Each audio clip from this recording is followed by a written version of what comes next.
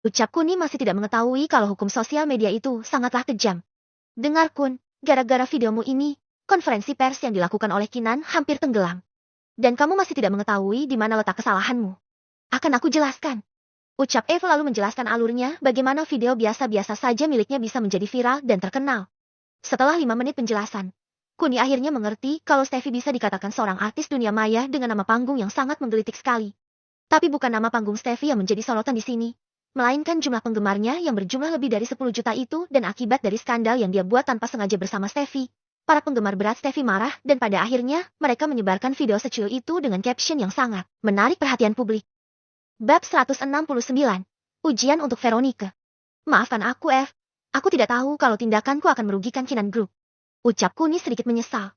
Lalu, ucap Eva seperti mempertanyakan. Lalu apa? Tanya Kuni yang masih tidak mengerti itu. Lalu bagaimana sikapmu? Bukankah kamu sudah bilang kalau kamu akan memberi pelajaran pada mereka berdua? Tanya Eva yang membuat Kuni sedikit terkejut. Apa maksudmu? Kamu ingin agar aku memberi pelajaran pada diriku sendiri? Ucap Kuni sedikit sinis. Lupakanlah. Kamu memang tidak kompeten. Ucap Eva lalu dia fokus ke layar laptopnya. Sementara Kuni ingin marah, tapi dia mengurungkan niatnya, karena mungkin saja apa yang dikatakan oleh Eva ada benarnya. Kemudian dia keluar untuk mencari kesibukan yang lain. Sementara di tempat lain, di kerajaan Oceani. Waktu yang diberikan selama seminggu tinggal beberapa hari saja. Sauta yang baru saja resmi menjadi seorang ratu di kerajaannya langsung mendapat ultimatum dari beberapa kerajaan yang pernah bersekutu dengan Lucas kakaknya. Meskipun dia sudah memberi pernyataan bahwa kerajaan Oceani tidak merugikan mereka, karena pasukan mereka tidak ada satupun yang bertindak sesuai dengan kesepakatannya. Tapi mungkin karena faktor seorang wanita, sehingga negara-negara ini tetap nekat meminta ganti rugi. Pusing, tentu saja. Itu yang dialami oleh Sauta saat ini. Karena saran dari Kuni yang membuatnya berani mengambil keputusan seperti itu. Tanpa berpikir panjang lagi, entah nantinya mengganggu Kuni atau tidak. Dia tetap menelpon Kuni dan memintanya untuk segera datang ke kerajaannya. Tak butuh waktu lama. Beberapa detik setelah dia menelpon, Kuni sudah tiba di hadapannya. Ada apa, sayang? Tanya Kuni sambil memeluk Zelda. Kun, aku bingung saat ini. Karena mereka terus mendesak untuk meminta ganti rugi. Ucap Zelda berterus terang. Katakan padaku, negara mana yang masih ingin meminta ganti rugi? Aku akan mendatanginya dan membuat mereka bertekuk lutut di hadapanmu saat ini. Ucap Kuni sangat angkuh sekali. Mendengar ucapan Kuni, Sauta sedikit terkejut. Selain itu, dia juga sedang berpikir karena ucapan Kuni sedikit mengundang unsur kerusakan tatanan di dunia. Mungkin Kuni melakukan tindakan yang membelanya. Tapi jika menambah masalah, lebih baik dia memikirkan caranya sendiri. Lupakan saja Kun. Aku akan mencari caranya sendiri saja. Terang Sauta yang membuat Kuni terkejut. Sayang, ada apa? Kenapa kamu tiba-tiba berubah pikiran? Aku tidak ingin menambah masalah lagi, Kun. Aku tak tahu apa yang akan kamu lakukan, tapi aku punya firasat buruk kalau kamu pasti tidak hanya membereskan mereka, tapi juga menambah masalah lainnya yang belum aku ketahui. Lebih baik aku menghindar dan mencari solusi yang lain. Terang Sauta yang secara tidak langsung mengerti dengan jalan pikiran Kuni. Mendengar penjelasan dari Sauta, Kuni sejujurnya sedikit terkejut. Meskipun begitu, dia tidak marah karena dia sadar. Selama ini hanya kekerasan yang dia tonjolkan sehingga Sauta berpikiran yang negatif padanya. Baiklah, lalu apa yang ingin kamu lakukan? Jika kamu tak ingin memakai caraku, ucap Kuni santai. Sementara Sauta berpikir lagi dan lagi. Tapi tetap saja dia tak memiliki cara yang bagus. Hanya ada satu cara yang menurutnya bagus dan itu adalah dengan cara hutang. Tapi itu tidak efisien karena caranya sama saja dengan dia harus membayar kompensasi untuk kedepannya. Pusing lagi, dan juga tak mendapat solusi yang terbaik membuat raut wajah Sauta sedikit tidak enak dipandang. Baiklah sayang, katakan padaku. Negara mana yang berani mengambil keuntungan darimu? Aku tidak akan membuat masalah, tapi aku akan memberinya peringatan saja. Percaya padaku. Aku tidak akan menambah masalahmu lagi. Ucap Kuni yang sedikit meyakinkan Sauta. Apa kamu serius, Kun? Kamu tidak akan ingkar janji, kan? Tanya Sauta. Serius, sayang? Aku hanya akan memperingati mereka saja. Ucap Kuni lagi. Baiklah, negara tirai bambu dan juga negara Hal County yang terus mendesak kami. Selebihnya, mereka masih menimang-nimang rencana apa yang sebenarnya ingin mereka lakukan selanjutnya. Ucap Sauta. Tirai bambu. Gumam Kuni lalu dia sedang berpikir. Dia memang ingin membinasakan negara tirai bambu, tapi dia tak ingin melakukannya secepat ini. Sehingga langkah yang benar adalah memberi peringatan pada mereka terlebih dahulu. Selain itu, ini bisa menjadi kesempatan yang bagus bagi Kuni untuk bisa menyelidiki sekaligus memahami sistem yang ada di negara tirai bambu. Dia penasaran bagaimana seorang presiden menjadi otak atau dalang di balik sebuah organisasi terbesar dalam negaranya. Bahkan organisasi hitam yang dikelola oleh pemerintahannya justru menjadi penyumbang pajak terbesar pertama dan mengalahkan industri rokok dan juga minuman keras yang menempati posisi kedua dan ketiga. Aku akan melakukannya, sayang. Kamu tunggu kabar baik dariku.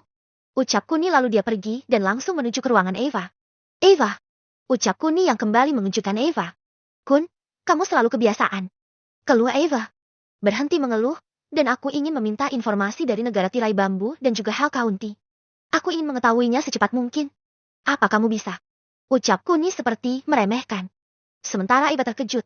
Dia belum selesai dengan video konferensi pers milik Kinan Group, tapi Kuni sudah meminta tugas yang lainnya.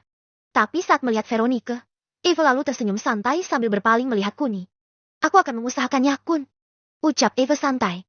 Veronica, tugas baru harus kamu kerjakan secepatnya. Saatnya pembuktian kalau kamu layak ikut denganku. Ucap Eva yang terlihat sombong itu. Sementara Veronica terkejut. Kuni lebih terkejut lagi karena apa yang dia minta malah dilimpahkan pada Veronica. Kakak senior, bukankah itu keterlaluan? Kamu sendiri kan tahu di mana kemampuanku yang sebenarnya. Lalu kenapa kamu memberikan tugas yang sangat penting ini padaku? Keluh Veronica. Apa kamu serius tidak mau melakukannya? Kamu jangan khawatir karena ada aku di sini. Aku akan membimbingmu sampai kamu mengerti konsep dasarnya.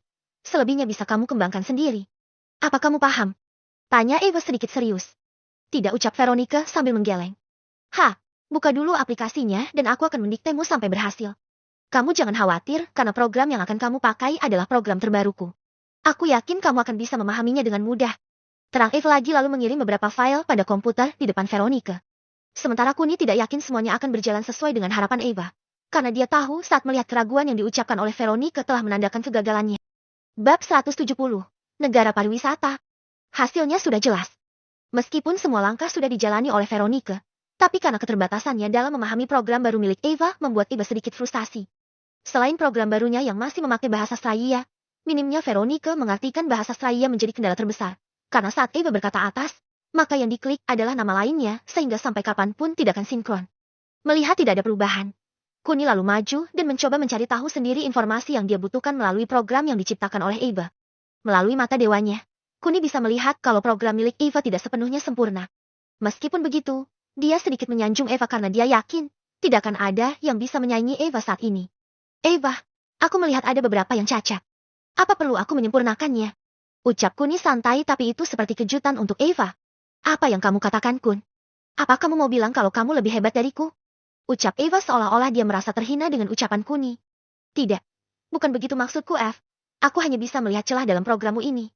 Contohnya saja seperti ini. Ucap Kuni lalu merubah bahasa dasarnya menjadi bahasa Java dan itu membuat Eva ternganga tak percaya. Kun ini hanya contoh dasarnya saja, F. Masih banyak yang harus kamu perbaiki dan kamu bisa melihatnya sendiri kan? Ucap Kuni sambil mengotak-atik program yang dibuat oleh Eva. Semakin Kuni membuka dan menelusuri program yang dibuatnya, semakin jelas terlihat bahwa programnya sangat kurang dari kata sempurna. Melihat betapa lihainya Kuni, Eva sedikit terkejut juga. Tapi bukan itu yang ingin diprotes dari Kuni. Pluk suara tangan Eva yang dengan sengaja memukul kepala Kuni. Meskipun Kuni tidak merasakan rasa sakit, tapi dia sedikit terkejut juga karena secara tiba-tiba Eva memukulnya. Kenapa kamu gak bilang dari awal kalau kamu bisa merubah bahasanya, Kun? Ucap Eva pada Kuni. Aku merubah bahasanya, kalau aku bisa. Pasti akan aku rubah dan aku juga tak mau repot-repot mengajarimu, bukan? Terang Kuni pada Eva. Lalu ini apa? Kenapa kamu bisa merubah bahasa di programku? Bahkan aku butuh sekitar hampir sehari untuk menghafalnya. Keluh Eva lagi. Itu tidak seperti yang kamu duga. Di sana aku memang tidak bisa merubahnya. Tapi di programmu, aku tak tahu kenapa aku bisa merubahnya. Terang Kuni setelah dia berpikir sesaat. Mungkin itu cuma alasanmu saja, Kun. Apa kamu benar-benar ingin mempersulitku, atau kamu ingin mengujiku? Hanya kamu yang tahu, bukan? Terang Eva lagi yang membuat Kuni berpikir lagi. Setelah beberapa saat, Kuni akhirnya mengerti kalau dia tidak bisa merubah buatan Straya, tapi dia bisa merubah buatan manusia. Dengan kata lain, mata dewanya adalah kekuatan yang bisa dia gunakan untuk kepentingan di bumi, sedang untuk kepentingan Straya, Kuni tidak bisa. Meskipun begitu, Kuni tidak ingin menjelaskan pada Eva karena dia yakin kalau Eva tidak akan mungkin percaya dengan ucapannya. Secara, Eva adalah orang yang butuh bukti ketimbang hanya sekedar ilmu menerka-nerka miliknya. Terserah kamu saja, aku tidak akan menyempurnakannya. Tapi sebaiknya penemuan ini harus kamu patenkan atas nama Kinan Group, atau aku sabotase dan mencutmu dari dunia ini. Ucap Kuni santai sambil terus menelusuri apa yang dia cari. Sementara Eva terkejut begitu mendengar ucapan Kuni. Apalagi dia mendengar tanda candaan dari Kuni. Kun, apa kamu yakin akan membunuhku? Ucap Eva lalu memukul Kuni bertubi-tubi. Hentikan, F. Bukankah kamu punya tugas yang lainnya? Aku sudah jenuh menunggu dan aku ingin secepatnya santai dan menikmati hidup ini. Aku sudah bosan jika harus mengurus semuanya. Sedangkan kamu sepertinya suka bermain-main di sini. Terang Kuni yang membuat Eva terkejut. Baru kali ini dia mendengar keluhan Kuni. Karena biasanya dia tak pernah berkata apapun. Tapi memang Eva sadari bahwa masalah yang sedang dia tangani bisa dikatakan berjalan sangat lambat. Karena sering terjadi tarik ulur dan itu tidak diduga oleh Eva. Meskipun begitu, bukankah Kuni sudah mengetahuinya kalau apa yang terjadi sekarang memang sulit untuk diprediksi? Apalagi yang sedang dia incar adalah kedudukan sebagai seorang presiden. Kun, apa maksudmu? Apa menurutmu hasil kerjaku kurang memuaskan di matamu? Ucap Eva yang membuat Kuni tertegun. Kuni tertegun karena informasi yang dia dapat di depannya di mana Hal County adalah sebuah negara yang dimiliki oleh keluarga Jayandaru. Bisa dikatakan aset terbesar keluarga Jayandaru adalah negara Hal County dengan persentase mencapai 80%. Apa ini nyata? Gumam Kuni dan itu didengar oleh Eva. Apanya yang nyata, Kun? Apa menurutmu aku sedang bercanda sekarang? Terang Eva lagi. Diam dulu, Af. Aku sedang memahaminya. Ucap Kuni lalu men-scroll ke bawah. Sementara Eva terkejut. Padahal Kuni tertegun tadi. Tapi kenapa sepertinya dia tidak menghiraukannya? Apa yang kamu pahami, Kun? Apakah kurang jelas aku bicara tadi? Ucap Eva sedikit kesal. Kamu bicara? Apa yang kamu bicarakan, F? Bisakah nanti saja karena aku sedang tertarik saat ini? Ucap Kuni sambil terus fokus ke layarnya. Mendengar ucapan Kuni, Eva lalu pergi ke kursinya dengan keadaan kesal. Sedangkan Kuni tetap fokus pada informasi yang dia dapat di mana dia merasa tidak percaya dengan apa yang dilakukan oleh Tuan Leo gurunya. Jika benar negara Hal County adalah aset dari keluarga Jayandaru, bukankah itu sama saja dengan aset milik Kinan Group juga? Tapi yang tidak bisa diterima adalah kenapa Hal County bersekutu dengan Lucas. Bukankah tujuan Lucas adalah negara Java yang di dalamnya ada keluarga Jayandaru? Memikirkan semua itu membuat Kuni sedikit berpikir keras tentang kemungkinan yang ada, di mana tujuan Hal County mau bersekutu dengan Lucas adalah untuk lepas dari jeratan keluarga Jayandaru. Hanya itu satu-satunya alasan yang menurutnya tepat. Kemudian dia mencari tahu lebih dalam lagi dan menemukan kalau struktur di Hal County hampir sama dengan apa yang ada di kota Sun. Hal County dipenuhi dengan tambang-tambang yang hampir mencakupi seluruh wilayah negaranya. Meskipun begitu, keindahan negara Hal County tidak perlu dipertanyakan lagi. Walaupun Hal County terkenal dengan tambangnya sebagai mata pencaharian satu-satunya, tapi ada satu lagi yang membuat Hal County menjadi sebuah negara yang wajib dikunjungi dan itu adalah pariwisata pantainya yang paling terkenal di dunia. Bab 171. Kota Ambirgo, negara Hal County. Setelah itu, Kuni menelusuri lagi dan mendapati jika masih banyak hal menarik yang ada di negara Hal County. Dan salah satunya adalah adat yang diadakan setahun sekali di mana perayaan hari layanya digelar selama 7 hari 7 malam non-stop dan digelar dalam keadaan sedikit brutal. Di mana pesta miras dan juga tak peduli dengan pasangan masing-masing. Ini adalah sesuatu hal yang tabu bagi Kuni dan dia sangat tidak menyukainya. Setelah hampir 15 menit, Kuni lalu melanjutkan pencariannya pada negara tirai bambu dan mendapati jika tidak ada yang istimewa selain kata akan berperang di dalamnya. Ya, mungkin itu yang sedikit mengejutkan Kuni karena negara tirai bambu melayangkan surat tantangan pada negara Black Gold. Selain itu, tak ada lagi. Mungkin karena negara ini berbasis pada dunia hitam, sehingga lingkungannya pun tidak bisa berkembang. Meskipun begitu, ada satu daerah yang menurut Kuni wajib dia kunjungi karena hanya daerah tersebut yang sepertinya bisa dianggap normal dan lain daripada kota-kota yang ada di negara tirai bambu. Selain itu, kota tersebut dipegang oleh tetua terlama dalam sejarah yakni selama 80 tahun. Melihat informasi yang didapatnya, membuat Kuni kembali tertarik dengan informasi di depannya. Bahkan saat ini, paling lama umur manusia yang dia ketahui berumur 70-80 tahun. Tapi yang dia baca saat ini, umur jabatannya saja sudah 80 tahun. Lalu berapa umur tetua yang sebenarnya? Karena itulah Kuni hanya mempelajari satu daerah saja dan mengabaikan yang lainnya. Setelah beberapa saat, Kuni akhirnya mengerti tentang kedua negara tersebut dan memutuskannya untuk datang ke negara Hal County terlebih dahulu. Baiklah F, aku pergi sebentar. Jika ada apa-apa, cepat kabari aku. Ucap Kuni santai lalu dia membuka pintu teleportasinya. Sementara Eva bodoh amat dan tidak menggubris ucapan Kuni. Mungkin karena dia masih kesal dengan Kuni, sehingga dia lebih memilih untuk menghindari Kuni. Dalam pekatnya malam, waktu telah menunjukkan pukul tengah malam saat Kuni tiba di sebuah kota di Hal County. Kota acak yang dia datangi bernama Ambirgo, sebuah kota pelabuhan di mana pusat ekspor dan impor terjadi dengan rute yang sangat padat sekali. Bahkan waktu tengah malam tidak menyurutkan siapapun untuk bertransaksi dan membongkar muat barang. Dalam keramaian, terlihat ada beberapa wanita yang sedang menawarkan sesuatu. Seperti obat-obatan penambah stamina untuk laki-laki agar semangat dan kuat mengangkat barangnya.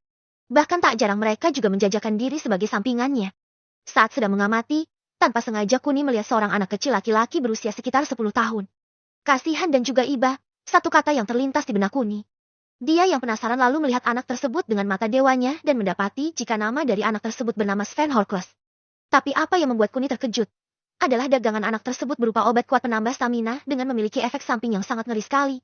Jika dikonsumsi dengan jumlah yang banyak, kekuatan tubuh peminumnya akan meningkat secara drastis selama 1 jam. Tapi efek sampingnya, mereka akan tertidur dan akan bangun jika mereka beruntung.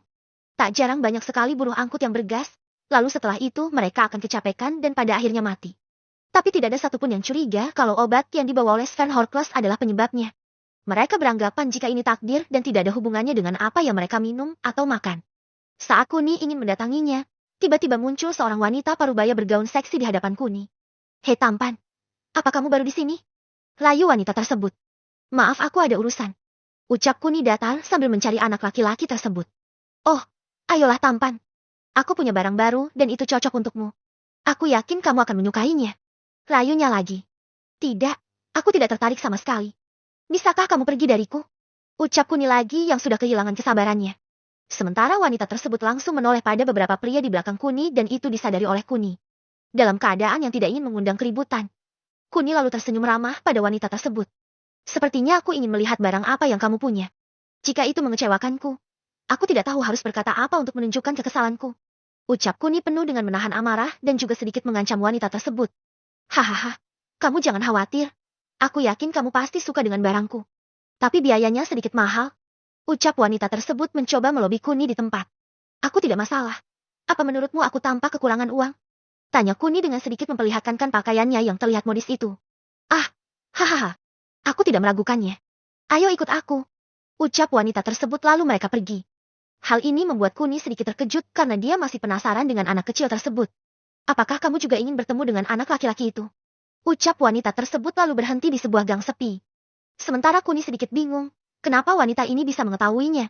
Atau jangan-jangan, apakah kamu kenal dengannya? Ucap Kuni datar karena mungkin saja ini sesuai dengan dugaan Kuni. "Kami mengenalnya atau tidak? Itu tergantung dari jawabanmu," ucap wanita tersebut yang sedikit mengejutkan Kuni. "Jawabanku?" "Iya, jawabanmu. Sekarang katakan padaku, dari divisi mana kamu? Dan siapa yang mengutusmu?" ucap wanita itu tanpa basa-basi lagi. Sementara Kuni lagi-lagi terkejut. Dia tak tahu arah pembicaraan wanita tersebut sehingga membuatnya sedikit linglung. "Apa yang kamu katakan? Bahkan aku tidak tahu kemana arah pembicaraanmu itu," ucap Kuni sedikit cemas. "Jangan basa-basi lagi, atau kamu pulang tinggal jasadnya saja," ancam wanita tersebut. Mendengar ancaman dari wanita tersebut, Kuni malah tersenyum. Itu tandanya jati dirinya belum sampai di negara Hell County. "Apa yang kamu tertawakan? Apa kamu meragukan kemampuan kami?" ucap wanita tersebut dan lebih dari 10 pria mengelilingi Kuni lengkap dengan pertahanan diri seperti palu, pisau dan tameng yang terbuat dari besi. "Hoi hoi hoi, apa ini? Aku baru saja tiba dan sekarang nyawaku terancam. Apa ini bukankah seperti masuk ke kandang singa?" ucap Kuni santai dan itu mampu membuat wanita tersebut lebih kesal lagi. "Bajingan, siksa dia dan bikin dia cacat," ucap wanita tersebut pada 10 pria yang mengelilingi Kuni. Kemudian, ke-10 pria itu melangkah sekali mendekati Kuni. Setelahnya, mereka terhenti. Bahkan untuk mundur pun mereka tidak bisa. Bab 172. Tak bisa menggambarkan keadaan negara Hell County. "Apa ini?" ucap salah satu pria tersebut sambil melirik ke temannya. "Apa kalian bingung? Aku tidak tahu apa yang sebenarnya terjadi, tapi aku pastikan, tidak, aku tidak berani macam-macam di sini," ucap Kuni tapi dia masih mengekang mereka semua dengan kekuatannya. "Apa maksudmu?" ucap wanita tersebut. "Tindakanku tergantung jawabanmu," ucap Kuni yang membuat wanita tersebut terkejut. "Hah, apa? Siapa kamu? Kenapa aku tidak bisa bergerak?" ucap wanita tersebut. Sementara Kuni berpikir sejenak karena dia bisa dikatakan ceroboh saat ini. Meskipun begitu, dia masih tak ingin mengungkapkan rahasianya pada mereka. Lagian, siapa mereka yang harus tahu tentang rahasianya? "Sekarang jawab pertanyaanku. Siapa anak laki-laki itu?" ucap Kuni santai. Sedangkan wanita tersebut langsung terdiam dan tak bisa berpikir jernih saat ini. Awalnya, dia merasa diuntungkan dengan adanya 10 pria rekannya. Tapi keadaannya entah bagaimana bisa terbalik dan dia tak mengerti bagaimana ini semua bisa terjadi. Apalagi, dia merasa jika dia baru pertama kali ini melihat Kuni dan dia menduga jika Kuni adalah mata-mata yang dikirim oleh pusat untuk organisasinya. "Jika kamu tidak menjawab, aku tidak tahu konsekuensi yang harus kamu terima. Apakah kamu pulang tinggal jasadnya saja, atau kamu pulang tinggal namanya saja?" ucap Kuni penuh dengan penekanan. Mendengar ancaman dari Kuni, wanita tersebut tidak bergeming sama sekali.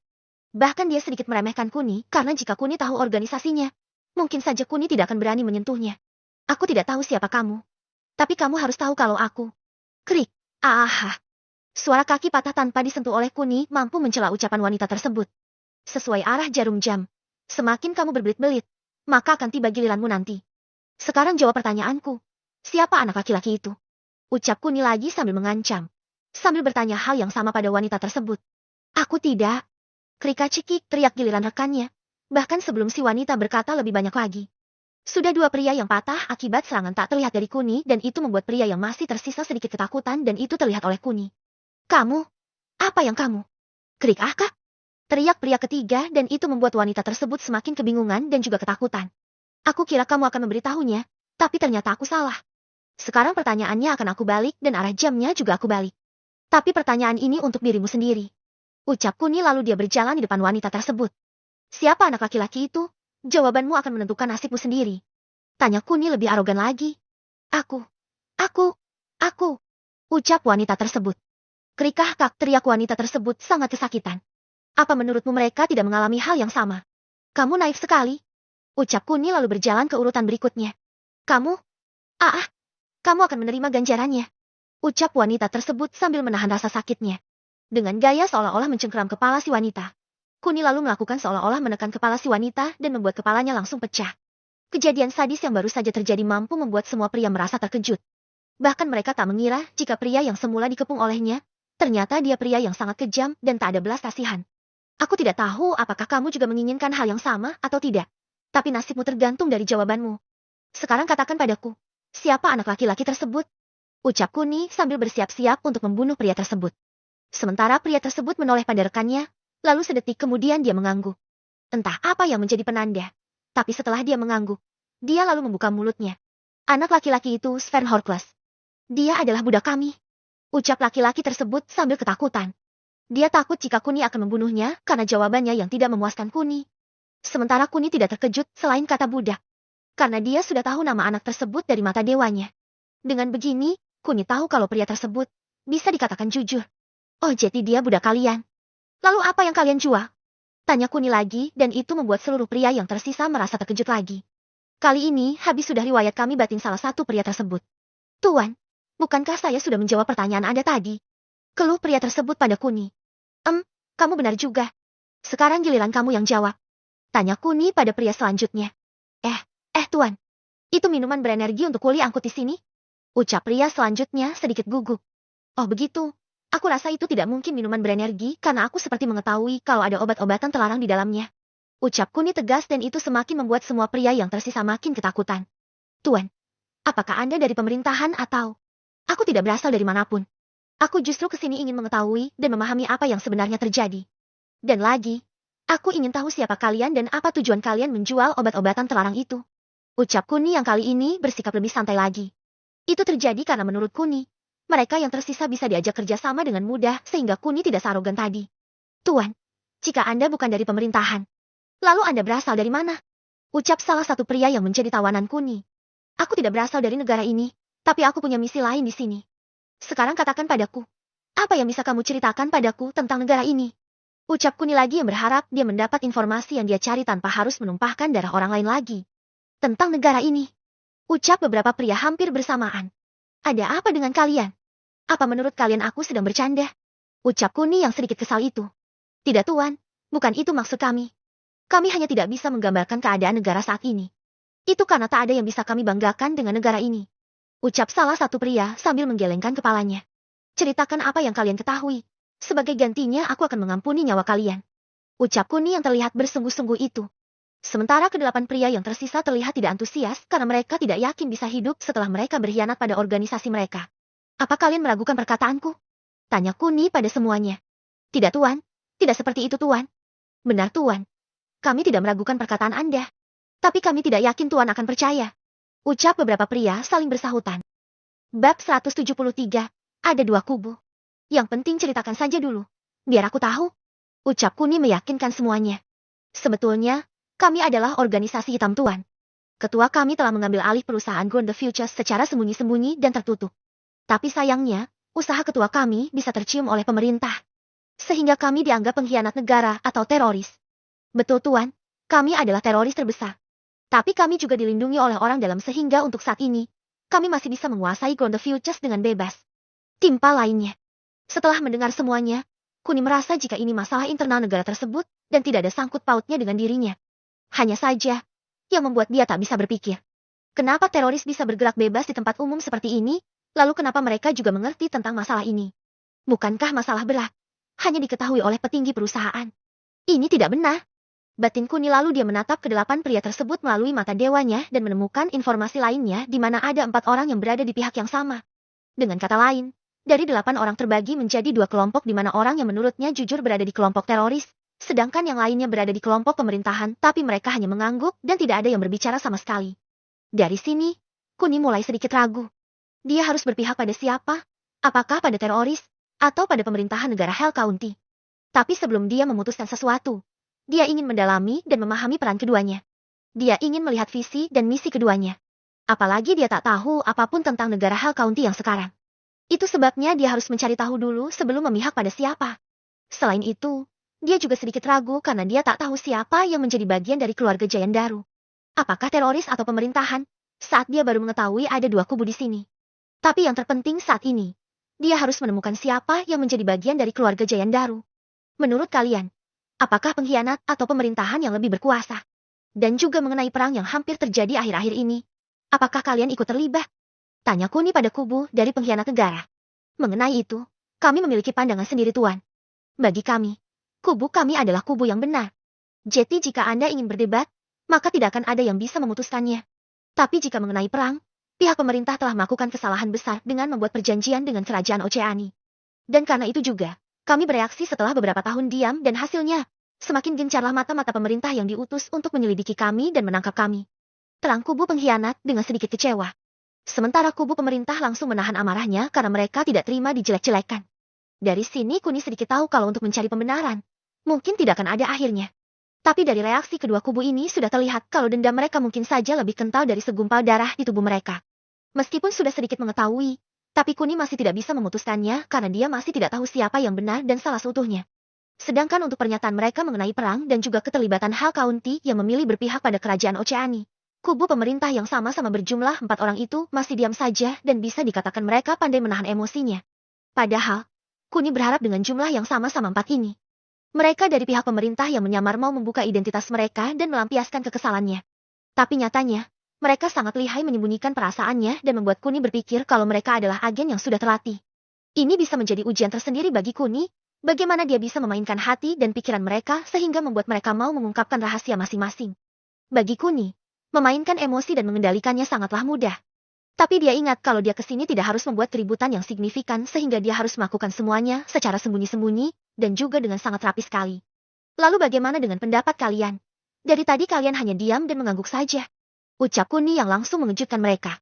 Tuan, kami sependapat dengan mereka. Ucap kubu pemerintah sedikit gugup. Mereka, bukankah kalian di pihak yang sama? Tanya Kuni lagi pada mereka. Tentu saja Tuan.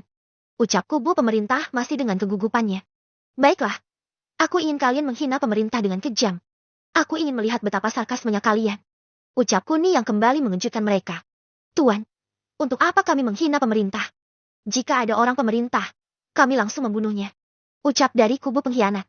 Sementara kubu pemerintah langsung mengeluarkan keringat dingin begitu mendengar ucapan arogan kubu pengkhianat. Apakah ini ajaran yang kalian terima? Tanya Kuni pada kubu pengkhianat.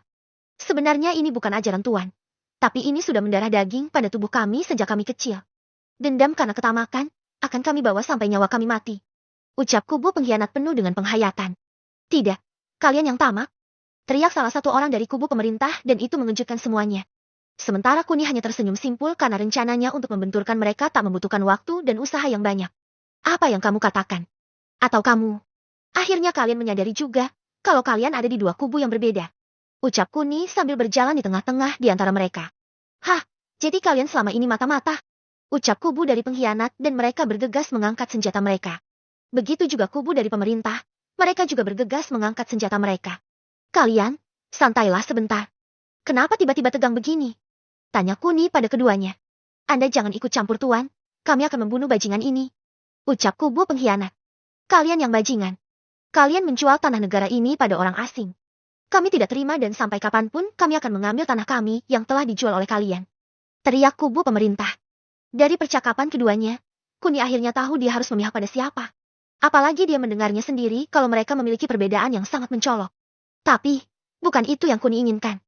Dia hanya ingin mengerti dan memahami bagaimana kronologinya ada dua kubu di negara Hell County. Kalian tenang dulu, semua bisa kita bicarakan baik-baik. Ucap Kuni lagi ingin menengahi. Tidak tuan, darah harus dibayar dengan darah. Ucap kubu pengkhianat. Bajingan, kembalikan tanah yang telah kalian jual. Ucap kubu pemerintah. Kalian diamlah, bukankah kalian sudah dewasa? Ucap Kuni pada semuanya. Bab 174. Orang misterius muncul. Lagi pula, kalian juga tidak bisa bergerak.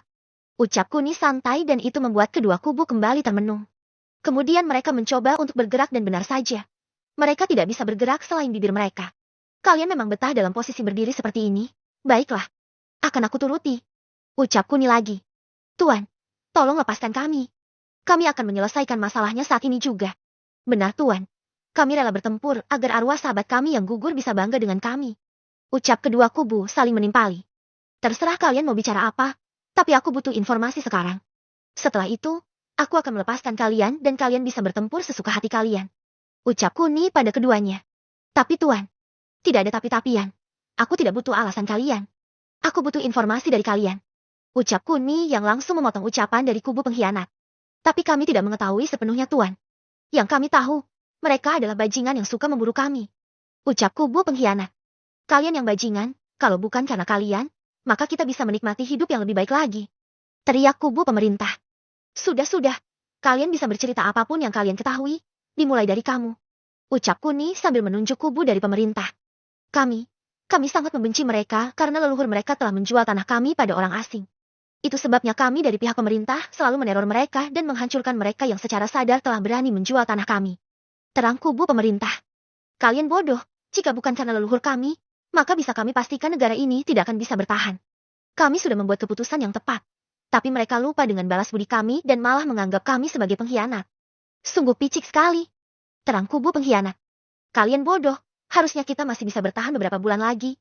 Tapi kalian dengan seenaknya sendiri menjual tanah kami. Teriak kubu pemerintah. Yang kami jual adalah tanah milik Crown the Futures. Dan itu bukan menjadi kewenangan dari pemerintah. Bukankah kalian sudah menerima sumbangan separuh dari harga yang kami dapat? Terang kubu pengkhianat lagi. Memang benar. Tapi tindakan kalian itu gegabah sekali. Stop. Aku ingin mendengar informasi, bukan ingin mendengar curhatan kalian. Ucap Kuni karena semakin lama, percakapan mereka semakin menyimpang. Tapi tuan, itu yang kami alami. Ucap kubu pengkhianat. Baiklah. Sekarang aku akan bertanya pada kalian. Ceritakan bagaimana bisa kalian bisa menjual tanah kalian. Tanya Kuni pada kubu pengkhianat. Untuk itu, kalian bisa menceritakan apa yang kalian tahu. Ucap Kuni lagi saat melihat keraguan mereka. Baiklah tuan, 70 tahun lalu, negara kami dilanda krisis moneter. Hutang luar negeri sudah mencapai limit dan kami sudah tidak punya apa-apa lagi untuk menyelamatkan negara ini. Lalu datang seorang pria berusia sekitar 50 tahunan dan menyelamatkan negara ini dengan memberikan suntikan dana yang besar. Sebagai gantinya, dia meminta wilayah pada kami dan terbentuklah Crown the Futures yang melayaninya. Meskipun begitu, baru sebulan setelah dipegang oleh orang tersebut, negara Hell County membaik dan hutang luar negeri lunas kurang dari setahun. Itu merupakan pencapaian yang signifikan dan membuat tetua kami, keluarga Horcrux menaruh rasa hormat pada orang tersebut dan kami pun menjalani kerjasama yang sangat menguntungkan di mana kami mendapat 30%, sedang orang tersebut mendapat 70% dengan durasi jangka waktu selama 200 tahun. Tapi, saat kami mendengar kabar 20 tahun yang lalu kalau orang tersebut meninggal, pemerintah mulai menunjukkan ketamakannya dan meminta bagian sebesar 50% dengan alasan perbaikan negara. Padahal setiap tahun, kami telah memberikan keuntungan pada mereka sebanyak 10% dan nilainya mencapai 2 triliun gams. Terang kubu pengkhianat yang lainnya. Bukan cuma itu saja, mereka meminta hak atas tanah yang telah menjadi hak orang tersebut dan itu memicu perpecahan dan kami langsung terbagi menjadi dua kubu, yaitu kubu Crown the Futures dan juga pemerintahan yang biadab itu. Ucap kubu pengkhianat lantang sekali dan itu menyulut kemarahan dari kubu pemerintah. Kalian bajingan. Jika bukan karena kalian, kami pasti bisa hidup dengan tenang sekarang. Terik kubu pemerintah mencela ucapan kubu pengkhianat. Kalian diamlah, kalian punya waktu untuk bercerita nanti. Ucap Kuni pada kubu pemerintah. Setelah itu, kubu pengkhianat mulai bercerita lagi dan tidak ada yang berubah. Bahkan dari cerita mereka, mereka sangat menyanjung orang asing tersebut dan membuat mereka seperti mendewakannya. Lalu, bukankah ketua kalian mengambil alih tadi? Mengambil alih yang seperti apa jika itu adalah perusahaan kalian?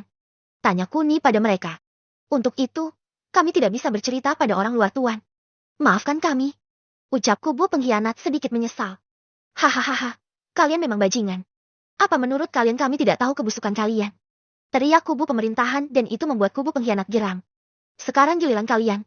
Kalian bisa bercerita sekarang. Ucap Kuni santai pada kubu pemerintahan. Kami tahu kalau mereka adalah bajingan tengik. Bahkan internal mereka juga terjadi perebutan kekuasaan. Makanya mereka tidak bisa menceritakan kebobrokan mereka pada orang luar. Teriak kubu pemerintah dan membuat kubu pengkhianat makin geram. Diam kalian manusia tamak. Teriak kubu pengkhianat. Sudah. Aku tidak butuh cerita mencela dari kalian. Yang aku butuhkan adalah cerita versi pemerintah. Terang Kuni pada kubu pemerintah. Tuan, cerita mereka tak sepenuhnya benar. Mungkin kami mengalami krisis moneter, tapi kami bisa mengatasinya dan mampu bertahan untuk beberapa bulan lagi. Tapi manusia bodoh itu menjual tanah kami pada orang asing dan menyebabkan penderitaan berkepanjangan pada kami. Teriak kubu pemerintah dengan keras sekali dan itu mampu menyulut kemarahan lainnya. Dasar sampah. Kalian memang sampah yang tidak tahu balas budi. Teriak kubu pengkhianat. Apa? Maju sini. Kami akan membantai manusia bodoh macam kalian. Teriak kubu pemerintah memprovokasi kubu pengkhianat. Dasar kalian manusia rendahan. Kalian yang tidak bisa berterima kasih. Maka kalian pantas untuk mati. Ucap suara seseorang yang sangat mengejutkan Kuni dan semuanya. Bahkan hawa keberadaannya tidak bisa dideteksi oleh Kuni dan membuat dia semakin yakin kalau orang tersebut bukanlah orang sembarangan. Galan, apa kamu merasakan hawa keberadaannya sebelumnya? Tanya Kuni pada Galan melalui telepatinya. Tidak yang mulia raja. Saya baru bisa merasakannya saat dia bicara dan dia ada di arah jam ke-11. Terang Galan lagi yang juga terkejut itu. Saat Kuni sedang berpikir, tiba-tiba keempat orang kubu pemerintah langsung mati dengan luka sayatan yang hampir sama seperti Kuni. Meskipun kekuatannya berbeda, tapi Kuni yakin jika Galan dan yang lainnya termasuk Tuan Handi pasti akan kalah jika melawannya. Apalagi dia bisa menyembunyikan hawa keberadaannya dari Kuni, pasti dia adalah orang yang sangat hebat sekali. Bab 175. Identitas, Tuan Frosty. Tuan Frosty, ucap pria dari kubu pengkhianat menyebut nama orang misterius itu. Apa yang kalian tunggu? Untung aku datang tepat waktu. Jika tidak, ucap Tuan Frosty yang menghentikan ucapannya saat menyadari jika ada Kuni di depannya. Dia terkejut saat melihat wajah Kuni yang tidak ketakutan itu. Terlebih wajah Kuni seperti tidak asing baginya. Siapa kamu? Ucap Tuan Frosty tegas pada Kuni. Sementara Galan, tanpa aba-aba dari Kuni lalu dia keluar dan mengejutkan semua orang. Termasuk Tuan Frosty itu sendiri. Raungan Galan menggema dan itu membuat dua dari keempat pria yang tersisa kencing di celana karena mereka terlalu dekat dengan Galan. Sementara Tuan Frosty justru berlutut di hadapan Galan sambil memberi salam hormat pada Galan yang mulia dan itu membuat Galan dan Kuni beserta anak buahnya terkejut bukan main. Lalu Sim berpindah di masa lalu. Tepatnya 70 tahun yang lalu saat dirinya baru saja terlahir dalam keadaan yang sangat lemah sekali. Di tengah-tengah hutan belantara dan di tengah hujan badai. Ibu Tuan Frosty melahirkannya seorang diri dengan merasakan rasa sakit yang sangat sakit. Dan pada akhirnya dia mati dan meninggalkan Tuan Frosty seorang diri. 3 jam kemudian, muncul seorang laki-laki dengan membawa buruannya. Seekor rusa jantan dan besar. Laki-laki itu adalah Tuan Leo yang sedang berburu di tengah-tengah badai. Itu adalah kebiasaan Tuan Leo saat berburu. Di mana beliau berburu di tengah malam agar buruannya tidak mudah bergerak. Apalagi saat badai tiba sehingga semakin mempermudah buruannya. Saat Tuan Leo melintas dengan jarak 500 meter, dia mendengar dengan jelas suara tangisan bayi dan membuatnya langsung menuju ke sumber suara yang didengarnya yaitu di sebuah gubuk kecil. Kemudian Tuan Leo menemukan Tuan Frosty yang semakin lemah itu dan melindunginya dengan kesenjangan ruang hampanya. Melihat kondisi Tuan Frosty yang sangat lemah itu. Lalu Tuan Leo meninggalkannya setelah dia melindungi dengan kesenjangan ruang hampanya. Semula Tuan Leo berpendapat bahwa Tuan Frosty akan mati. Tapi pada kenyataannya, jiwanya seperti tersedot pada sebuah dimensi yang lain di dalam kesenjangan ruang hampa milik Tuan Leo dan Frosty bayi ada di sebuah daun lebar di tengah-tengah dari sekawanan Forks yang mirip singa dengan tubuh yang jauh lebih besar dan juga memiliki sayap. Meskipun begitu, tidak semua memiliki sayap, hanya Forks yang sudah dewasa yang memiliki sayap. Sedang untuk Galan yang berubah menjadi Forks, dia tetap memiliki sayap karena pada saat berubah menjadi Forks, usianya sudah dewasa. Lalu, semua Forks berdiskusi dan memutuskan untuk merawat bayi tersebut. Meskipun sedikit kebingungan, tapi mereka berhasil menjaga dan mewarat Frosty kecil dengan baik. Bahkan mereka juga melatih dan memberi makan Frosty kecil secara teratur dan membuat Tuan Frosty memiliki intisari kota Saya. Frosty kecil tidak hanya pandai, tapi dia sangat lincah dan sangat memahami dengan baik apa yang diajari oleh Forks. Dengan sekejap mata, 20 tahun waktu di bumi telah berlalu dan Frosty kecil berubah menjadi Frosty remaja dan tepat di usianya yang ke-20 tahun. Tuan Frosty kembali ke tubuhnya yang terlindungi oleh kesenjangan ruang hampa milik Tuan Leo dan itu tidak disadari oleh siapapun. Kelaparan? Tidak. Kurang gizi? Tidak. Bahkan tubuh Tuan Frosty sangat prima karena selama di dalam alam sadarnya, dia tidak hanya diam, melainkan berlatih bersama Forks dan membuatnya memiliki ribuan keterampilan ilmu berperang. Sejak saat itulah, Petualangan baru Tuan Frosty di bumi dimulai dengan dirinya yang secara tidak sengaja menyelamatkan putri dari keluarga Horcrux dan membuatnya menjadi pengawal setia keluarga Horcrux selama lebih dari 50 tahun ini. Meskipun begitu, hatinya kesepian karena selain tidak menemukan cinta, dia juga tidak tahu apa artinya disayangi. Yang dia tahu hanya satu, dan itu adalah bertarung dan bertarung. Setelah resmi menjadi pengawal keluarga Horcrux, tak butuh waktu lama bagi Tuan Frosty untuk menjadi orang kepercayaan keluarga Horcrux dan itu dia dapatkan sampai sekarang. Lalu Sim berpindah pada waktu ini di mana Tuan Frosty yang sudah berlutut sejak 10 menit yang lalu membuat semuanya terkejut. Apalagi Kuni, karena dia tak tahu alasannya kenapa Tuan Frosty memanggil Galan dengan sebutan yang mulia terlebih Galan ada di saya sebelumnya dan itu sangat tidak mungkin bagi Frosty untuk mengetahuinya bahkan bertemu dengan Galan. Dalam kebingungannya, Kuni lalu mengangguk pada Galan untuk mencari tahu apa yang sebenarnya terjadi. Apa maksudmu? Kenapa kamu memanggilku yang mulia? Ucap Galan dengan suara menggelegarnya. Mendengar pertanyaan Galan, Tuan Frosty masih diam. Sementara Kuni terkejut karena Tuan Frosty seperti sudah mengetahui kalau Galan bisa bicara. Berbeda dengan keempat rekannya di mana satu pingsan, sisanya ketakutan saat mendengar suara gahar milik Galan. Maaf yang mulia, hamba tidak bisa mengenali Anda lebih cepat lagi. Sehingga hamba rela dihukum oleh Anda. Ucap Tuan Frosty serius sekali. Sementara Galan dan Kuni lagi-lagi terkejut karena Tuan Frosty berbicara seperti itu. Aku benar-benar tidak tahu kamu. Apa aku boleh bertanya satu hal padamu? Tanya Galan lagi pada Tuan Frosty. Silahkan yang mulia, ucap Tuan Frosty sopan sekali. Kenapa kamu memanggilku yang mulia? Tanya Galan singkat dan itu mampu membuat Tuan Frosty sedikit kebingungan juga. Selain itu, Tuan Frosty tahu kalau spesies Forks sangatlah banyak jumlahnya.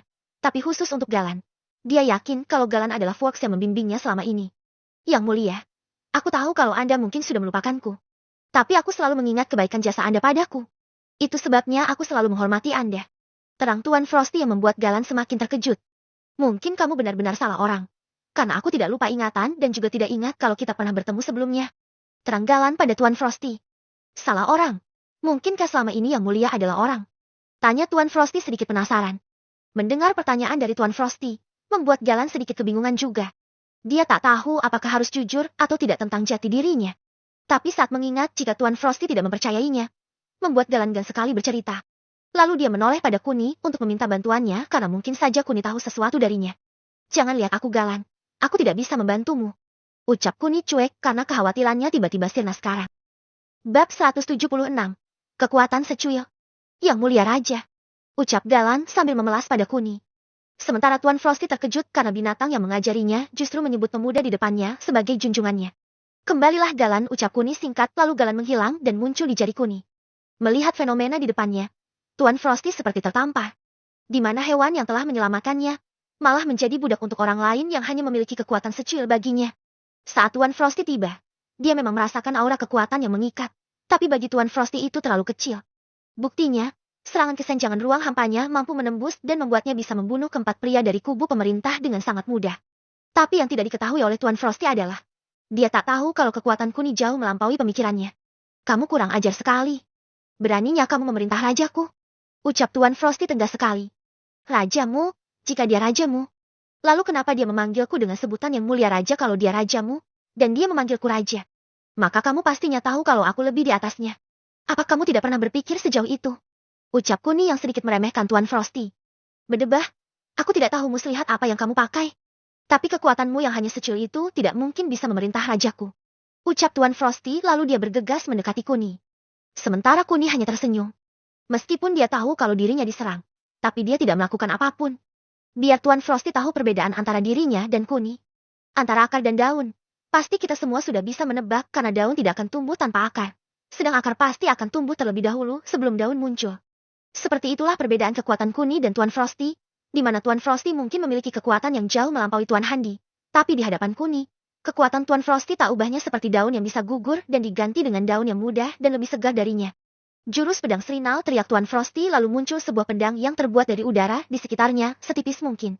Meskipun tipis, tapi jurus yang dimiliki oleh Tuan Frosty bisa membelah batu sebesar apapun dengan mudah. Bahkan juga bisa membelah baja terkuat dengan mudah juga. Sementara Kuni terkejut, karena jurus ini tidak ada di ajaran gurunya. Selain itu, bentuknya yang elegan membuat Kuni sangat tertarik untuk memilikinya. Pedang Serinal, muncullah. Ucap Kuni santai lalu pedang yang sama dengan milik Tuan Frosty muncul. Hanya saja ukurannya yang jauh lebih besar mampu mengejutkan Tuan Frosty dan orang-orang yang ada di sekitarnya. Ini mustahil. Gumam Tuan Frosty lalu dia berdiri di jarak sekitar 10 meter dari Kuni. Tidak. Ini nyata sesuai dengan apa yang kamu lihat Pak Tua. Ucap Kuni datar lalu mengayunkan pedangnya dan membuat pedang Srinal milik Tuan Frosty langsung pecah dan menghilang dalam sekejap mata. Trinkling. Apa kamu yakin Pak Tua kalau kekuatanku hanya secul saja? Ucap Kuni datar lalu di telapak tangannya muncul bola hitam yang semakin lama semakin besar dan membuat Tuan Frosty terkejut bukan main. Moti Bram, muncullah. Ucap Kuni datar lalu bola besar hitam itu berubah menjadi bola hitam kecil seperti bola kasti dan jumlahnya yang tak terhitung jumlahnya itu membuat Tuan Frosty mundur 30 meter untuk menghindari bola hitam milik Kuni. Ini sangat mustahil sekali. Siapa kamu sebenarnya? Teriak Tuan Frosty karena dia tak yakin bisa menangkis serangan dari Kuni yang sekarang. Apa kematianmu yang di depan mata telah menyadarkan pikiranmu? Apa kamu harus diambang kematian dulu baru bisa berpikir jernih? Ucap Kuni santai sambil mendekati Tuan Frosty. Sementara Tuan Frosty masih terkejut. Meskipun Kuni sudah menunjukkan kekuatannya, tapi kekuatan yang terpancar dari tubuh Kuni masih sangatlah sedikit. Bahkan Tuan Frosty masih meragukan analisisnya karena sampai detik ini, kekuatan yang ditunjukkan oleh Kuni masih jauh dari kata layak dan seimbang. Aku tidak tahu apa maksudmu, tapi jika kamu melepaskan mereka, aku yakin area di sekitar sini sampai jarak diameter 1 kilo akan menjadi hancur lebur. Ucap Tuan Frosty mencoba memperingati Kuni. Mendengar penjelasan dari Tuan Frosty, membuat Kuni lagi-lagi tersenyum menghina padanya. Mungkin anggapan Kuni, Tuan Frosty pasti ketakutan. Meskipun kenyataannya Kuni hanya ingin menakut-nakuti Tuan Frosty saja. Aku tahu itu, ucap Kuni singkat lalu bola-bola hitam itu langsung menghilang tanpa jejak dan itu lagi-lagi membuat Tuan Frosty tercengang. Tuan Frosty berpikir, mungkin saja bola-bola hitam itu akan dilempar ke atas langit, tapi kenyataannya malah menghilang dan membuatnya tertegun untuk beberapa saat. Sungguh kekuatan yang sangat mengerikan batin Tuan Frosty lalu dia sedikit mendekat lagi pada Kuni. Anak muda, aku tahu mungkin ada kesalahan pahaman di antara kita. Tapi aku akan meminta maaf karena kelancanganku yang tiba-tiba mengganggumu. Ucap Tuan Frosty ramah sekali. Setelah melihat kekuatan Kuni, tak ada yang bisa dilakukan oleh Tuan Frosty selain menjilat Kuni. Semua ini Tuan Frosty lakukan demi kejayaan keluarga Horcrux sekali lagi karena dia masih percaya kalau keluarga Horcrux akan mendapat kejayaannya lagi. Pak Tua, kamu memang pandai sekali melihat situasi. Pantas saja, umurmu bisa sampai tua seperti ini. Sanjung Kuni pada Tuan Frosty. Sementara Tuan Frosty tersenyum. Itu tandanya Kuni tidak menganggapnya sebagai musuh lagi. Meskipun begitu, dia sangat menyayangkan kematian murid perempuannya. Tapi saat mengingat betapa arogan muridnya tersebut, membuat Tuan Frosty hanya bisa merelakannya. Tuan, apa aku boleh bertanya pada Anda? Ucap Tuan Frosty yang sekarang lebih hormat lagi saat memanggil Kuni dengan sebutan Tuan. Aku tidak butuh pertanyaanmu. Tapi aku butuh informasi sekarang. Apa kamu bisa menceritakannya padaku? Tapi sebelum itu, aku ingin meminta penjelasan padamu. Ucap Kuni datar lalu dia melihat Tuan Frosty lekat-lekat. Tuan, informasi apa yang Anda butuhkan? Kalau saya tahu, saya pasti akan memberitahu pada Anda. Ucap Tuan Frosty pada Kuni. Pertama, anak laki-laki bernama Sven Horcrux, bukankah dia berasal dari keluarga Horcrux yang menduduki Ground of Futures? Lalu kenapa dia hidup di jalanan sambil menjual obat-obatan berbahaya dari perusahaan kalian? Tanya Kuni tegas sekali. Mendengar pertanyaan Kuni, Tuan Frosty lalu melihat ke arah 4 pengawal yang ditugaskan untuk menjaga Sven. Dari matanya, Tuan Frosty seperti sudah mengetahui kalau mungkin saja pengawalnya telah menceritakan informasinya pada Kuni. Bab 177. Dendam Sven Horcrux. Tuan, saya tidak tahu apa yang telah mereka ceritakan. Tapi Tuan Muda Sven sendiri yang meminta untuk menjual obat-obatan tersebut. Semua ini Tuan Muda lakukan untuk membalas dendam pada para pekerja yang telah membuat kedua orang tuanya meninggal 9 tahun yang lalu. Terang Tuan Frosty. Balas dendam? Gumam Kuni yang didengar oleh Tuan Frosty. Benar Tuan. Kejadiannya 9 tahun yang lalu saat Tuan dan Nyonya Horcrux sedang jalan-jalan malam di sekitar sini. Kemudian terjadi insiden saat Tuan Horcrux yang tidak memakai baju mewahnya disangka warga biasa oleh para pemabuk yang bekerja di sini. Dan mereka memukul Tuan Horcrux dan membunuhnya juga. Kemudian mayatnya juga dibuang ke laut bersamaan dengan mayat Nyonya Horcrux dan 4 pengawalnya. Itu sebabnya Tuan Muda Sven ingin membunuh semua orang yang ada di sini dengan cara yang menurutnya tepat. Apalagi, setelah insiden ini, pelakunya masih belum ketemu dan membuat kami semakin merasa tenggelam. Banyak yang mengaitkan peristiwa ini dengan pamannya, yaitu Tuan Holyfern Horcrux yang seorang Gea. Di mana Tuan Holyfern dituduh telah membuat pembunuhan berencana untuk kakaknya sendiri. Tapi saat kami mencari bukti, tak ada satupun yang mengarah pada Tuan Holyfern. Terang Tuan Frosty panjang sekali. Sementara Kuni, setelah mendengar ucapan dari Tuan Frosty, langsung hilang rasa kasihannya pada Sven. Karena dia tak tahu kalau Sven memiliki motif dan tujuan yang menurutnya sangat tidak normal itu. Di mana anak sekecil Sven harus mempunyai dendam dan juga mempunyai niatan untuk membunuh. Tapi, jika ini mengenai kedua orang tuanya, membuat Kuni sedikit bersimpati. Meskipun cara yang dilakukan oleh Sven terbilang ekstrim dan nekat sekali. Bukankah masih banyak kemungkinan? Dan anehnya kalian tidak bisa menemukan pembunuhnya? Ucap Kuni yang membuat Tuan Frosty sedikit terkejut. Ya begitulah Tuan. Kami kekurangan bukti untuk menunjuk pada siapapun. Selain itu, pekerja yang bekerja di pelabuhan sini selalu berubah-ubah. Bahkan ada yang hanya bekerja sehari lalu mereka kembali ke kampung halaman mereka. Dengan kata lain, tak ada celah yang bisa kami tinjau untuk mencari pelakunya. Terang Tuan Frosty dan itu membuat Kuni sedikit bingung juga. Tapi, saat mengingat tujuannya datang ke sini, Kuni lalu menepi segalanya termasuk tentang Sven karena tujuan utamanya adalah mengetahui sistem dan juga struktur yang ada di sini. Selain itu, dia juga harus tahu tentang siapa dalang yang menekan Sauta dan kerajaan Oceani, serta mencari tahu tentang aset yang dimiliki oleh Tuan Leo. Meskipun pada kenyataannya dia sudah tahu. Tapi itu masih garis besarnya saja. Dia masih butuh informasi tambahan untuk memperjelas hipotesanya. Baiklah Tuan Frosty, sekarang ceritakan apa yang terjadi pada Ground the Futures dan juga siapa pemilik yang sebenarnya dari Ground the Futures. Lebih tepatnya sejarah Ground the Futures. Ucap Kuni pada Tuan Frosty. Oh ya, jangan menceritakan yang umum. Tapi ceritakan yang tidak diketahui oleh pengawal kalian. Karena mereka sudah menceritakannya padaku tadi. Meskipun hanya sebagian. Ucap Kuni lagi yang kali ini membuat Tuan Frosty sedikit menahan amarahnya pada keempat pengawalnya tersebut. Jangan mengintimidasi mereka Pak Tua. Mereka juga tak berdaya atas desakanku. Timpa Kuni lagi. Baiklah Tuan. Aku tidak tahu cerita ini sudah mereka ceritakan atau belum tapi aku akan mulai menceritakannya pada Anda. Ucap Tuan Frosty sambil berbalik membelakangi Kuni. Ground the Futures adalah perusahaan terbesar di negara ini. Berbasis di kota Ambirgo dan memiliki wilayahnya sendiri. Selain Ambirgo, kota Blorades dan juga kota Gliraso adalah 3 kota wilayah milik Ground the Futures dan Ambirgo adalah pusat dari semuanya. Pemerintah tidak bisa menyentuh ketiga kota ini karena hak paten mereka telah dibeli oleh orang asing yang tidak lain adalah penyelamat negara ini.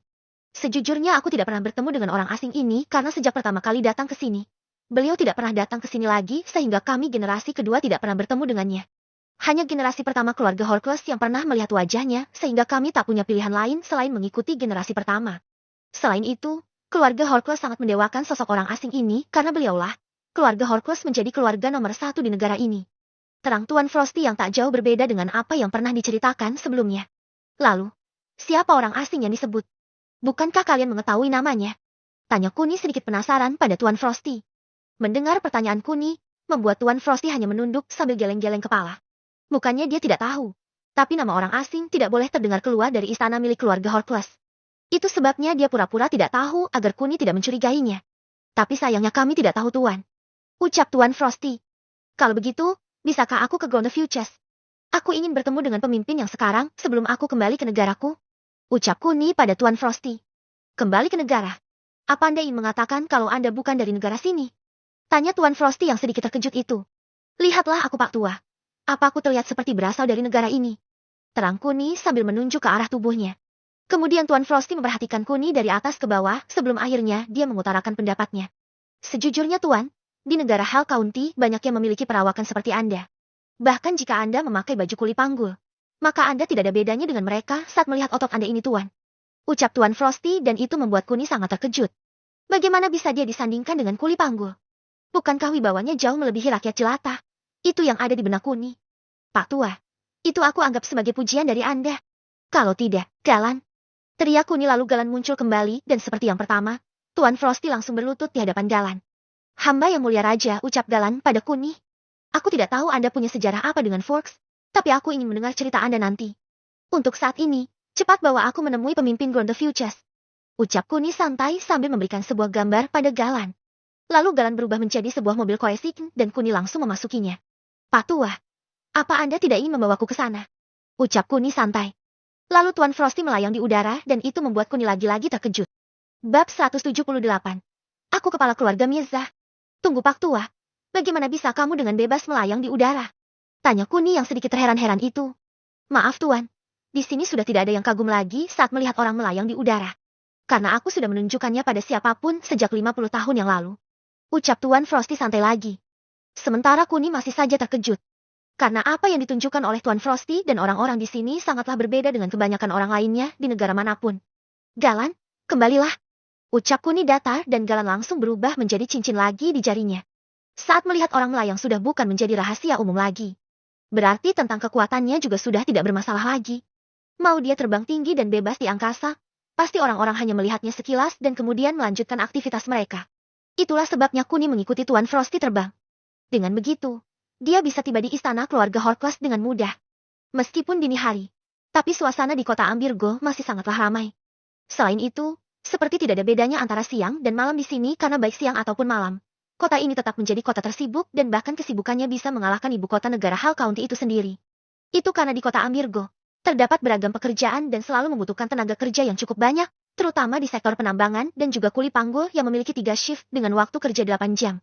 Bahkan seringnya bekerja sehari 2 kali dan itu mereka lakukan untuk mempersingkat masa kerja mereka di mana dalam 1 bulan kerja, mereka akan libur selama 2 bulan. Sungguh kota yang sangat menjanjikan di mana uang mengalir tanpa henti dan tenaga manusia bak tenaga robot yang hanya berhenti sekitar 16 jam, lalu dia bekerja lagi sebanyak 24 jam dalam 2 hari. Dengan sekejap mata, kurang dari 2 menit Kuni bisa melihat istana serba putih dengan pencahayaan lampu yang sangat mencolok sekali. Hampir sama seperti mansionnya di mana di samping kiri dan kanan istana terdapat 5-10 bangunan gedung pencakar langit dengan ketinggian di setiap gedungnya mencapai 100 meter sampai 300 meter. Bahkan dari gedung yang tertata rapi itu membuat Kuni sedikit kagum karena lampunya yang hidup dan mati seperti membentuk kata Ambirgo Jaya dengan bahasa Ambirgo. Sungguh pemandangan yang sangat menakjubkan batin Kuni dan terus mengikuti Tuan Frosty sampai ke atas istana. Tuan, tunggulah di sini. Aku akan mencari Tuan Hollyfern. Ucap Tuan Frosty lalu dia pergi meninggalkan Kuni. Sementara Kuni melihat sekitar dengan mata dewanya dan menemukan informasi yang mendetail di mana istana putih yang diinjaknya saat ini memiliki luas hampir 80.000 meter persegi, di mana hampir 4 kali lipat dari mansion miliknya. Selain itu, bangunan-bangunan di sekitarnya seperti tertata dengan rapi dan bisa menjadi tameng untuk istananya secara tidak langsung. Belum lagi tembok yang mengelilingi mereka sangat tinggi dan hanya ada 1 akses pintu yang dijaga oleh ratusan orang untuk setiap shiftnya. Meskipun awalnya mereka yang berjaga sedikit terkejut karena ada 2 orang yang melayang. Tapi saat mereka melihat ketua mereka, Tuan Frosty, praktis mereka melanjutkan jaga malam mereka dan tidak menghiraukan siapa orang yang dibawa oleh ketua mereka. Tuan Hollyfern sedang menunggu Anda di ruang perjamuan. Ucap Tuan Frosty pada Kuni. Oh, dia masih bangun? Tanya Kuni sambil mengikuti Tuan Frosty. Meskipun Kuni tahu letaknya, tapi dia masih mengikuti arahan dari Tuan Frosty untuk menghormati dan menjaga nilai-nilai kesopanannya. Jika dilihat-lihat, tak ada yang istimewa dari lorong dan tempat yang dilalui Kuni, yang mana bagi Kuni ini hanyalah bangunan kuno lainnya dan arsiteknya mungkin saja pemula. Karena hiasan dinding serta ornamennya tidak ada yang bisa memikat mata dewanya. Meskipun begitu, dia bisa merasakan dengan sangat mendetail kalau ada lebih dari 500 orang yang ada di dalam istana saat ini dan dia juga bisa merasakan kalau ada tawanan yang sedang disiksa di bawah tanah yang berjarak 100 meter di permukaan tanah. Tuan, silahkan kan masuk. Ucap Tuan Frosty sambil membuka pintunya. Bak seorang raja. Ada laki-laki yang sedang duduk di sebuah kursi megah dengan berbagai ukiran yang sangat rumit. Tapi saat dilihat dengan mata dewanya, membuat Kuni kecewa karena kursi tersebut hanya bernilai kurang dari 1 miliar. Sungguh di luar ekspektasi batin Kuni sambil terus berjalan ke arah depan. Ho. Aku kira siapa orang yang ingin menemuiku. Kamu lumayan juga. Ucap Hollyfern sambil mencoba merayu Kuni. Sementara Kuni sedikit jijik, tapi dia masih menahan amarahnya karena dia ingat tujuannya untuk tidak membuat onar di sini. Apakah kamu Hollyfern Horkless? Ucap Kuni dengan tatapan merendahkannya. Kamu kurang ajar sekali. Teriak Hollyfern dengan tatapan siap membunuh itu. Tuan Hollyfern, Anda harus ingat dengan peringatan saya barusan. Ucap Tuan Frosty dan itu membuat Hollyfern sedikit menahan emosinya. Mungkin Hollyfern adalah penguasa saat ini. Tapi dia tidak sepenuhnya penguasa karena selama ini dia hanya memegang jabatan sementara saja. Ada apa menemuiku? Ucap Hollyfern sedikit acuh pada Kuni. Aku hanya ingin memastikan. Apakah keluarga Jayandaru pemilik dari perusahaan Ground the Futures? Ucap Kuni langsung ke intinya dan membuat Hollyfern dan Frosty terkejut bukan main. Kamu apa yang kamu bicarakan? Ucap Hollyfern sedikit menyangkal pernyataan Kuni. Sementara Frosty menatap Kuni dengan penuh tanda tanya. Siapa pemuda di depannya dan berasal dari mana dia? Bagaimana dia bisa mengerti orang asing itu? Batin Frosty tentang Kuni. Aku hanya ingin memastikan saja. Apa benar kepala keluarga Jayandaru, Leo Hadi Jayandaru adalah orang yang kalian sebut sebagai orang asing itu? Ucap Kuni lagi dan itu membuat Hollyfern serta Frosty semakin terkejut karena Kuni mampu menyebut namanya dengan begitu mudahnya. Bagaimana kamu bisa mengetahuinya? Tuan Frosty, apa Anda yang? Tidak Tuan Hollyfern. Aku masih menjunjung tinggi nilai-nilai yang diajarkan olehku. Itu sebabnya aku langsung menyangkalnya, karena aku tidak pernah menceritakan nama orang asing itu pada tuan ini. Ucap Frosty yang langsung memotong ucapan Hollyfern. Lalu, bagaimana bisa? Ucap Hollyfern terhenti sambil melihat Kuni sekali lagi. Siapa kamu? Sepertinya wajahmu tidak asing bagiku. Ucap Hollyfern bertanya pada Kuni. Aku adalah kepala keluarga Mirza, pemilik perusahaan baru Kinan Group di negara Java. Ucap Kuni tegas dan lagi-lagi membuat telinga Hollyfern sedikit terkejut. Bab 179. Membuat kesepakatan. Kepala keluarga Mirza, pemilik perusahaan Kinan Group. Apa kamu tidak membuat? Tanya Hollyfern sedikit meragukan Kuni. Meskipun begitu, Oliver masih menatap Kuni lekat-lekat dan mengingat kalau dia memang pernah melihat wajah Kuni beberapa bulan yang lalu saat launching perusahaan Kinan Group. Aku tidak peduli kamu percaya atau tidak. Tapi aku ingin kamu menjawab pertanyaanku. Apakah keluarga Jayandaru pemegang saham terbesar di perusahaan ini? Tanya Kuni sekali lagi. Itu, aku tidak bisa memberitahukannya padamu. Ucap Oliver sedikit gugup. Katakan padaku Pak Tua, sebelum manusia menjijikan ini yang menjadi pemimpin Ground Futures, apakah ada pewaris lain selain Sven? Tanya Kuni pada Frosty. Itu. Ucap Frosty sedikit gugup. Aku pewarisnya. Ada perlu apa kamu? Ucap seorang wanita yang tiba-tiba masuk dan berkata lantang pada Kuni. Sementara Oliver dan Frosty terkejut begitu melihat wanita tersebut langsung memasuki ruang perjamuannya. Nona Murn, Anda. Diam dulu paman. Aku ingin mendengar jawaban dari pemuda yang tidak tahu sopan santun ini. Ucap Murn memotong ucapan Frosty. Sedangkan Kuni terkejut. Dia mengira jika wanita yang mendekat dan berdiri di depan pintu sejak dia datang adalah seorang pelayan. Tapi ternyata dia salah dan kali ini dia mendapat image yang jelek dari seorang wanita bernama Murn ini. Tapi saat melihat Murn yang jalan sambil memegangi perut sebelah kanan atasnya dan wajah pucat pasinya membuat Kuni yakin jika ada yang tidak beres dengan tubuh Murn. Kemudian dia memakai mata dewanya untuk melihat Murn dan menemukan jika Murn mengidap penyakit liver hati akut dan waktunya tak akan sampai tahun depan. Dengan kata lain, dia butuh transplantasi hati secepatnya untuk menunjang kehidupannya lebih lama lagi. Hahaha, menarik sekali. Seorang yang sekarat menjadi pewaris. Ini menggelikan sekali. Ucap Kuni arogan sekali dan itu membuat semua orang yang ada di ruangan terkejut. Sebetulnya, penyakit yang diderita oleh Murn tidaklah berbahaya karena penanganannya sudah ada. Tapi Kuni sengaja mengolok-olok Murn untuk mengetahui motifnya kenapa dia tidak melakukan semua pencegahan yang ada. Mengingat uang keluarganya yang banyak. Seharusnya dia tak butuh waktu lama untuk mendapat hati yang baru atau transplantasi hati sehingga hal ini membuat Kuni penasaran dengannya. Terlebih wajah cantiknya yang mengalahkan Kinan membuat Kuni sedikit tertarik padanya. Dasar laki-laki kurang ajar. Apa begini orang tuamu mengajarkanku? Teriak Murn pada Kuni dan itu sedikit membuat Kuni kesal. Aku juga tidak yakin jika orang tuamu mengajarkanmu untuk berteriak pada orang lain. Ucap Kuni tanpa melihat ke arah Murn. Sementara Murn langsung terdiam. Dia yang semula galak, kini justru dibuat diam oleh perkataan biasa dari Kuni. Meskipun begitu, bukannya introspeksi diri, Murn justru lebih kesal dan melampiaskannya lebih gila lagi pada Kuni dan membuat Kuni sedikit iba padanya. Dasar laki-laki biadab. Kamu, Ucapan Murn terhenti karena dia tiba-tiba pingsan. Mungkin karena dia terlalu memaksa tubuhnya, sehingga dia kehilangan kesadaran seiring dengan terlalu memakai hatinya yang bermasalah itu. Murn. Nona Murn. Teriak Oliver dan Frosty hampir bersamaan sambil mereka berlari ke arah Murn. Nona Murn. Ucap Frosty sambil mencoba menyadarkannya. Penjaga. Cepat panggil dokter pribadi Murn ke sini. Teriak Oliver pada penjaga yang ada di luar ruangan. Kalian jangan khawatir. Dia hanya pingsan saja. Ucap Kuni santai sambil duduk di kursi terdekat. Tuan, lalu apa yang harus kita lakukan? Tanya Frosty pada Kuni. Biarkan saja dia tertidur. Nanti juga bangun kalau dia kedinginan. Ucap Kuni santai. Sementara Oliver dan Frosty terkejut. Mereka tak menyangka jika Kuni bisa sesantai ini. Padahal nyawa Murn sedang dipertaruhkan sekarang. Tapi Tuan, kondisi Nona Murn sedang tidak baik-baik saja. Ucap Frosty mencoba menjelaskan pada Kuni. Aku tahu itu. Hanya saja yang tidak bisa aku mengerti adalah keluarga kalian. Bagaimana keluarga besar seperti kalian tidak melakukan penanganan yang terbaik untuknya? Seolah-olah kalian terkesan menyepelekannya dan tidak memedulikannya. Terang Kuni mengutarakan pendapatnya. Itu tidak benar. Murn sendiri yang menolaknya.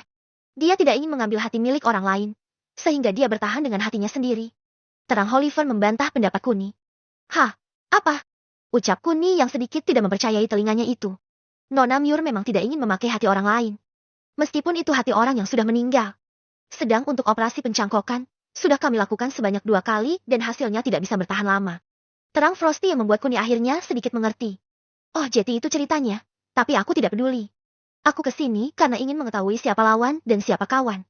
Selebihnya untuk masalah internal kalian. Aku tidak akan ikut campur.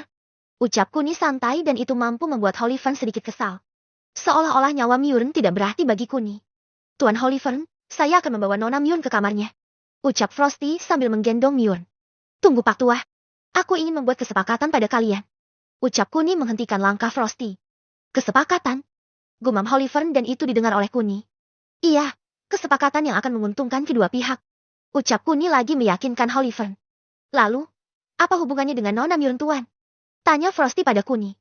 Aku tahu dia akan tetap hidup setelah menjalani perawatan. Tapi apa kalian tidak memikirkan dampaknya? Penderitaan rasa sakitnya akan terus dia rasakan selama sisa hidupnya.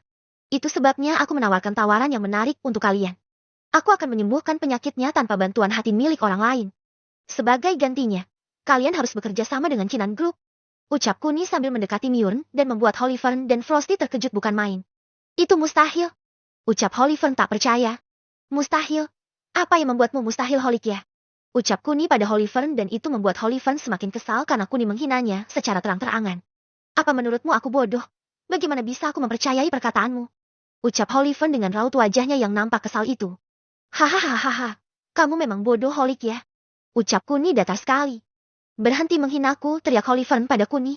Baiklah, aku tidak akan menghinamu asal kamu bisa menjawab pertanyaanku. Ucap Kuni sambil berjalan ke arah Hollyfern. Katakan padaku, apa menurutmu ada manusia yang terbang di udara tidak memakai apa-apa seperti patua itu? Terang Kuni yang membuat Hollyfern terkejut. Bab 180. Mengendalikan Ground the Futures dari jauh. Mendengar ucapan Kuni, Hollyfern hanya bisa diam. Jika dipikir-pikir, mungkin perkataan Kuni ada benarnya juga.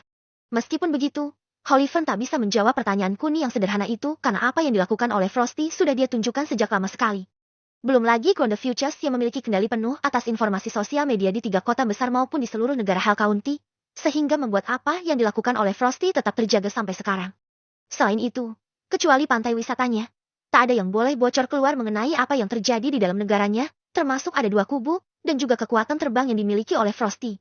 Hal itu membuat Hell County menjadi satu-satunya negara tertutup yang berkembang dengan sangat baik. Dan untuk masalah tourist, mereka tidak diizinkan untuk datang ke wilayah Ground the Futures yang mencakup 3 kota itu, Ambirgo, Blorades dan Grilaso karena ketiga kota ini dikhususkan untuk seluruh karyawan Ground the Futures yang mencakup masalah tambang, kesehatan, pendidikan dan juga hiburan. Bahkan bisa dibilang, ketiga kota tersebut merupakan kota termaju yang ada di Hell County dengan segala kemewahan dan teknologi modern yang mereka miliki, di mana fasilitas umumnya saja menghabiskan dana hampir 3.000 triliun gams selama 60 tahun ini. Sedangkan 10 tahun terakhir, praktis tidak ada yang berubah karena kematian Tuan Horcrux dan Nyonya Horcrux mampu membuat Ground the Futures mati kutu dan hanya melakukan kegiatan wajib mereka demi memenuhi kesepakatan mereka dengan keluarga Jayandaru. Aku akan menyembuhkannya, tapi sebagai gantinya bekerja samalah dengan Kinan Group. Ucap Kuni lagi mengulangi perkataannya. Mendengar ucapan Kuni, Hollyfern lagi-lagi tak bisa berucap. Dia tak tahu apakah harus memutuskannya sendiri atau menunggu Murn bangun karena hanya Murn yang berhak memutuskan semuanya. Sedangkan untuk dirinya yang mengatakan sebagai pemimpin, itu hanyalah rencana yang selama ini dipikirkan oleh kakaknya, dan juga dirinya sendiri demi melindungi Murn dan Sven. Aku tidak bisa melakukannya. Ucap Hollyfern pasrah setelah berpikir beberapa saat.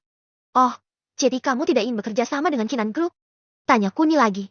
Bukan seperti itu. Hanya saja aku tidak punya kewenangan untuk memutuskan hal itu. Ucap Hollyfern yang membuat Kuni sedikit kebingungan.